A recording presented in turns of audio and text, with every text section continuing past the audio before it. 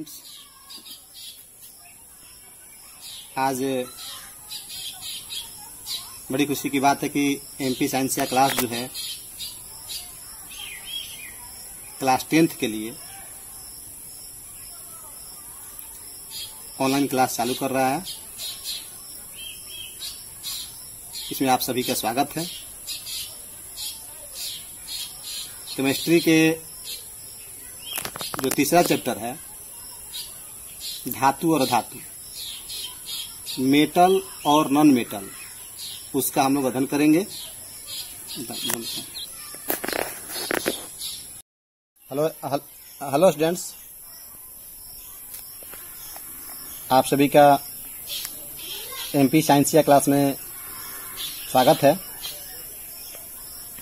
आज हम class 10th के केमिस्ट्री का तीसरा चैप्टर धातु और अधातु, मेटल और नॉन मेटल का स्टडी करेंगे। आइए समझने का प्रयास करते हैं। देखिए, ये बहुत सारी वस्तुएं हो गई, तो इन वस्तुओं में से हम लोग को देखना होता है कि ये क्या है। ये देखते हैं कि ऐसा देखे होंगे आप लोग, ये लोहा का बना हुआ है, ये तो लकड़ी है और ये लोहा है, ये भी लोहा है। इस तरह से ऐसा पदार्थ आपने देखा होगा। ये क्या है?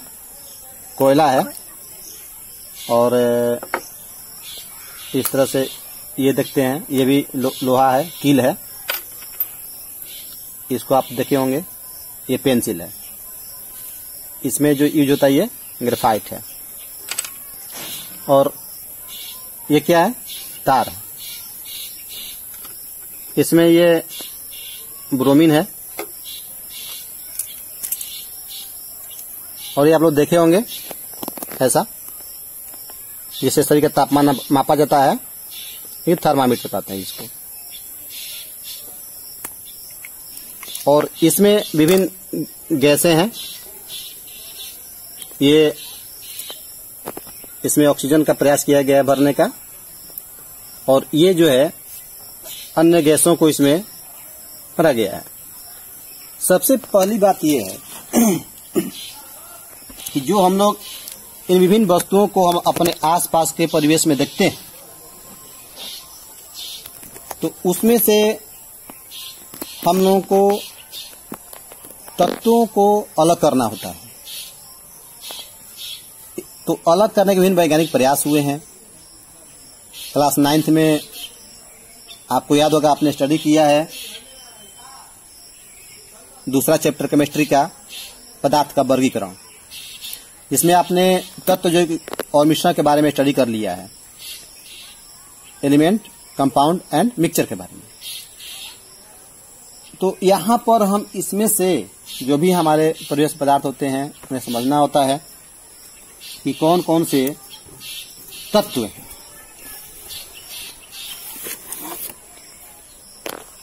सबसे मुख्य बात यह है कि जब हम लोग तत्व की बात करते हैं, तत्व आखिर कहेंगे किसको? जैसे मान लीजिए कि लोहा हो गया, इसको और छोटा करें, काफी करीब, काफी इसे चूर्ण रूप में कर दें, तो सभी कण किसके रहेंगे? सभी कण वो लोहा के ही रहेंगे। और इसको जितना बारीक पाउडर भी कर दें और जितना छोटा हो सकता है करें, तो वो होता है अणु। और अणु को भी छोटा कर दिया जाए तो वो होता है परमाणु। परमाणु कहते ही आपके माइंड में, मस्तिष्क में इस तरह की एक संरचना आना चाहिए। ये हो गया इलेक्ट्रॉन वृत्ताकार पथ पर घूमता है। इसमें हो गया ये नाभिक हो गया, जिसमें प्रोटॉन और न्यूट्रॉन होते हैं। तो परमाणु संरचना ऐसे ही होती है। इस प्रकार से परमाणु होता है, एटम होता है। तब एलिमेंट हम कहेंगे किसे, तत्व कहेंगे किसे? तत्व वह शुद्ध पदार्थ होता है जो एक ही प्रकार के परमाणुओं के मिलने से बना होता है। दूसरे शब्दों में हम कह सकते हैं कि तत्व वह शुद्ध पदार्थ है जिसको अभी तक दो या दो से भिन्न भाग में नहीं तोड़ा जा सका है। आप लोहा को तोड़िए, इसे तोड़िए, दो भाग में कीजिए, लोहा ही रहेगा। 4 भाग में तोड़िए, 10 भाग में तोड़िए, लोहा ही रहेगा, दूसरा भाग नहीं ना होगा। इसे आप क्या इसको एक तोड़ेंगे तो चांदी कर सकते हैं क्या? टिन कर सकते हैं इसको? नहीं ना। तो इसका मतलब कि ये जो है तत्व है। इस प्रकार से अब हम लोग को देखना है कि टोटल तत्वों की संख्या कितनी है। तो कुल तत्वों की संख्या है 118। कितने कुल तत्व हैं? 118। उन 118 में से बहुत सारे ऐसे हैं जहां जिसको हमने यहाँ पर उपलब्ध कराया है। जैसे कि देख लेते हैं, ये जो शीशा होता है ये भी पीबी संकेत इसका होता है, ये भी तत्व है। लोहा है, तत्व है। ये सोना है ये भी तत्व है। शुद्ध सोना जो होता है वो 24 कैरेट का होता है। ये आभूषण बनाया गया है, मिक्स है इसमें। 22 कैरेट, 23 कैरेट इस तरह से होता है। तो ये कोयला है, ये भी इसके ही परमाणु एक तरह के बने हुए होते हैं, ये भी तत्व है। तो इस प्रकार से बहुत सारे तत्व हैं। कभी कभी अवस्था के आधार पर इसको देखा जाता है। बहुत सारे स्टूडेंट ये समझ लेते हैं कि तत्व इस ठोस अवस्था में ही होंगे। नहीं, इनकी अवस्थाएं तीनों हो सकती है, चाहे वो ठोस हो, द्रव हो या गैस हो। लेकिन जो तत्व हैं आप देख सकते हैं कि उनकी कोई भी अवस्था हो सकती है। जैसे इसमें ये ऑक्सीजन गैसीय अवस्था में है, बैलून के अंदर भरा हुआ है। इसमें अन्य विभिन्न गैसें हैं, जैसे कि हवा में जो गैसें होती हैं वही, उसमें से नाइट्रोजन है, वो तत्व है। जितने भी गैस हैं उनमें से 11 ऐसे हैं जो तत्व हैं। मतलब कि गैसीय अवस्था में पाए जाने तत्वों की संख्या जो है वो 11 है। अब हम देखते हैं कुछ तत्व ऐसे हैं जो द्रव अवस्था में रहते हैं। ये ब्रोमीन है, द्रव अवस्था में है। और इसमें जो थर्मामीटर में यूज होता है, आप देखे होंगे ये थर्मामीटर, इसमें जो यूज हो रहा है, जो चमकीला ये दिखाई पड़ रहा है, इसको हम लोग देखते हैं टेम्परेचर के रूप में। तो ये जो होता है वो पारा होता है, एच होता है, ये द्रव अवस्था में है। तो इस प्रकार से हम क्या देख रहे हैं कि ठोस, द्रव, गैस तीनों अवस्थाओं में तत्व पाए जाते हैं। अब हम लोग इनके गुणों के आधार पर इसको बांटने का प्रयास करेंगे। ये देखिए कोयला है, ये इसको हम पीटेंगे तो चूर्ण हो जाता है, छोटे छोटे कणों में बदल जाता है। तो इसको हम अलग साइड में रख सकते हैं। इसके ही साइड में इसके गुणों के आधार पर साइंटिस्टों ने इसको भी इसी वर्ग में रखा है। ये शीशा है, चूर्ण हो जाता है पिटने पर, यानी कि आघातवर्ध नहीं है, फिर भी इसको अन्य गुणों के चलते, जैसे कि विद्युत ये ऊष्मा का सुचालक होता है और बहुत सारे से धात्विक गुण होते हैं, इसको धातु में रखा जाता है, यानी कि मेटल है। इसी प्रकार से जो कील है, लोहा है, इसको धातु में रखा गया है। तो अलग अलग क्लास हम बना सकते हैं। सोना है, पारा है, इस तरह से इसको, ये ग्रेफाइट है, यूज होता है। तो ग्रेफाइट है, कार्बन का ही अपरूप है, ये हो गया। ये तार है, तांबा इसमें यूज हुआ है, ये तांबा है, ये सीव है, कॉपर। तो ये भी विद्युत ऊष्मक सुचालक होता है, इसको हम अलग करेंगे। इस प्रकार से हम क्या देखें, बहुत सारे ऐसे हैं तत्व जिसको इन सभी गुणों के आधार पे बांट दिया गया है। तो एक तरफ हो गया अधातु और दूसरी तरफ हो गया धातु, यानी कि इसको हम लोग ऐसे जो भी पदार्थ जो विद्युत और ऊष्मक सुचालक हो रहे हैं, इनका घनत्व तो अधिक हो, विशिष्ट चमक हो, तांबा की चमक अलग है, सोना की चमक अलग है, शीशा की चमक अलग है, पारा की चमक अलग है। तो इनको धातु में रखा गया, मेटल में रखा गया।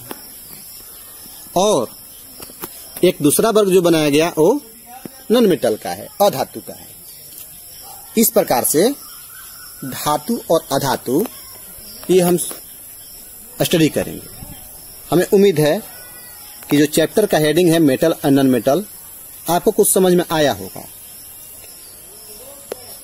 अब हमें ये जानना है कि कितने अधातु इस तरह के हैं, जो कोयला है या ब्रोमीन है या ऑक्सीजन है, और कैसे इतने मतलब कि अधातु हैं। तो उनकी संख्या है टोटल 17। हाँ, कुल धातु की संख्या जो है वो 95। तो इस प्रकार से हम लोग धातु और अधातु में अंतर करेंगे। हाँ, कुछ सीखते भी चलेंगे। जैसे तत्व है तो कुल तत्व कितने हैं? 118। पहला तत्व कौन है? हाइड्रोजन। अंतिम तत्व कौन है? ऑक्सीजन। तो अब इन्हें टोटल को बांट करके साइंटिस्टों ने जो बांटा है, मैं आपको दिखला दे रहा हूं। इसके लिए एक आवर्त सारणी बनाया गया है। ये आप जो देख रहे हैं ये टोटल जो एलिमेंट है हाइड्रोजन, पहला तत्व हो गया ये हाइड्रोजन, जो कि लाल से दिखाया गया है, ये गैसीय अवस्था में है। और इसके बाद देखते हैं इधर भी लाल से दिखलाया गया है, ये गैसीय अवस्था में है। ये टोटल जो है ये सभी तत्व हैं, बांटा गया है इसे। तो इस प्रकार से हम लोग इस चैप्टर में धातु और अधातु के बारे में अध्ययन करेंगे। अब इन गुणों के आधार पर थोड़ा सा हम लोग अंतर कर लें। चलिए आप भी एक प्रयास कीजिए। हम जो बोलेंगे मेटल का बोलेंगे, आपको इसका अपोजिट करके नॉन मेटल का बोलना है। जैसे हम धातु का बोल रहे हैं, धातुओं में विशिष्ट चमक होती है, अधातुओं में चमक नहीं होती है। हाँ, जो अधातुओं में विशिष्ट चमक नहीं होती है।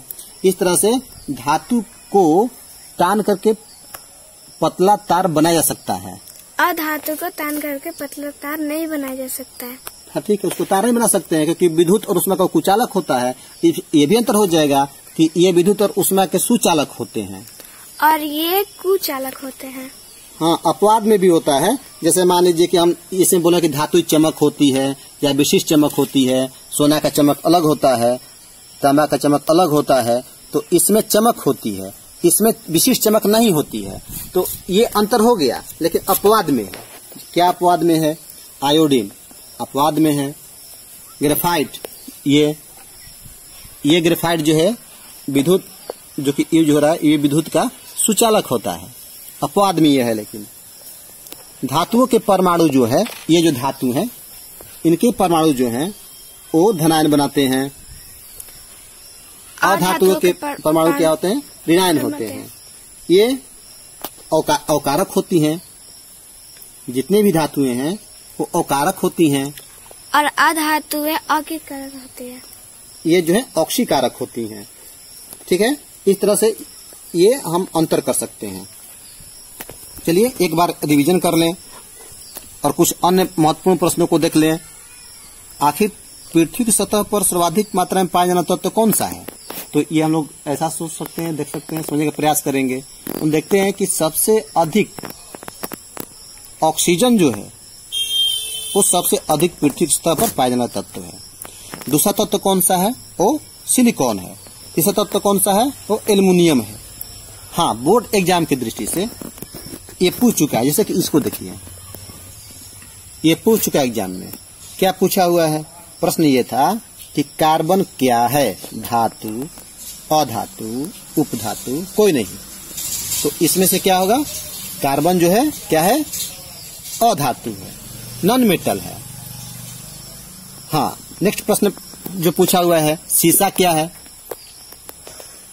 तो सीसा जो है वो, जैसे कि ये जो सीसा है वो क्या है? धातु है कि अधातु है कि उपधातु है कि कोई नहीं। तो ये सीसा जो है ये धातु है। बहुत सारे लोग इसको अधातु से समझ लेते हैं, नहीं, सीसा जो है धातु है।